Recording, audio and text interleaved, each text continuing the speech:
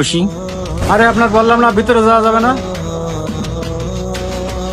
আপনারে আমি কতবার বললাম স্যারের অনুমতি ছাড়া ভিতরে যাওয়া যাবে না। আপনি যান, পরে এসেন। দারোয়ানটা মোটেও ভালো না, আমার ছেলে আসুক সব কয়ে দেবো।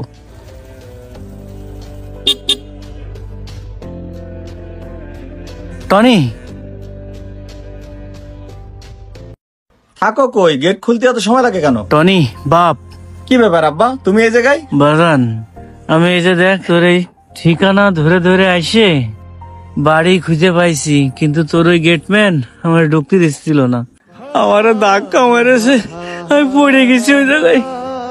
আরে ঠিকই তো আছে, তোমার ঢুকতে দেবে কেন? তুমি লুঙ্গি পরে চলে আইছো আমার বাড়ি, আর দারোয়ানরে তো নিষেধ করাই আছে, বাড়ির লোক আসলে এলাও না। তা তুমি আমার ফোন দিয়ে আসবা না? আমার ছেলের কাছে আমিও বাইরের লোক হয়ে গেলাম। শোন, তোর ওই যে বড় ভাইটা, ওর খুব অভাব অনটনে দিন কাটে বাজান।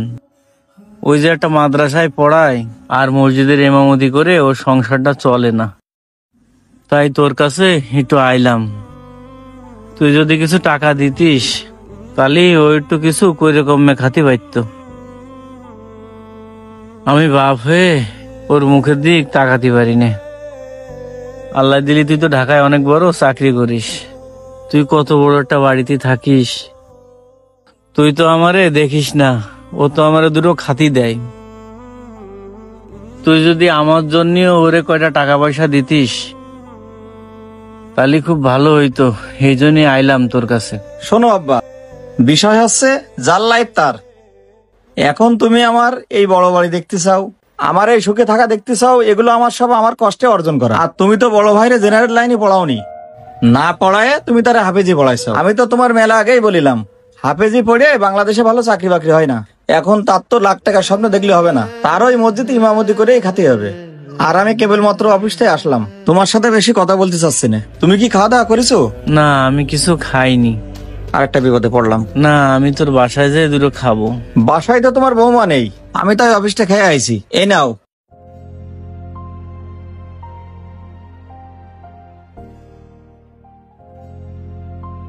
এই নাও, টাকাটা রাখো। কিসের জন্য বাবা? এই টাকাটা দিয়ে কিছু খাওয়া দাওয়া করে বাড়ি চলে যায় নে। বাজান ধর, তোর টাকা আমার লাগবে না। কেন? তুই যদি তোর বড় ভাইয়ের জন্য যদি কিছু টাকা দিতিস তাহলে আমি বিরাট খুশি হতাম, আল্লাহ তোরে আরো দিত। তোর এই খাওয়ার টাকা আমার লাগবে না।